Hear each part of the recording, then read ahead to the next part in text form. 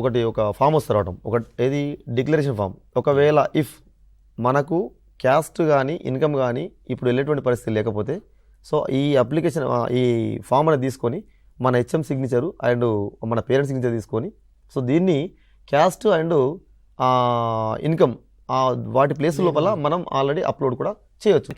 4 documents అయితే ఖచ్చితంగా అవసరం. అంటే యాక్చువల్గా 5 అనుకోండి, మీ ఫోటో పాస్పోర్ట్ సైజ్ ఫోటోని కూడా అనుకుంటే 5 అవుతాయి.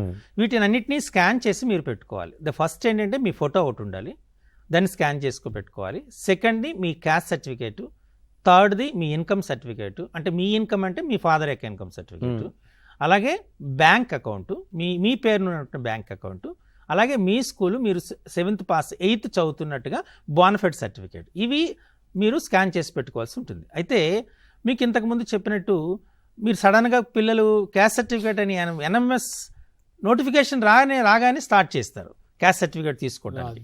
కాబట్టి అది డిలే అయ్యే అవకాశం ఉంటుంది. సో ఎంఆర్ఓ ఆఫీస్ చుట్టూ తిరగాలి, ఆ ప్రాసెస్లో మీకు రాకపోవచ్చు. కాబట్టి భయపడవలసిన పని లేదు.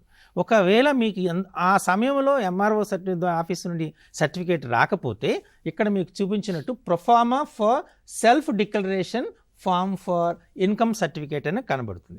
ఆ ప్రొఫార్మాని తీసుకోండి. ప్రొఫార్మా తీసుకొని జస్ట్ ప్రింట్ తీసుకొని హెడ్ మాస్టర్స్తో సైన్ చేయించండి. అది అథెంటిక్ అవుతుంది. సో మీకు కొంత టైం ఇస్తారు. ఆ టైం తర్వాత మరలా మీరు మీ ఒరిజినల్ ఏదైతే ఉందో దాన్ని సబ్మిట్ చేసుకోండి.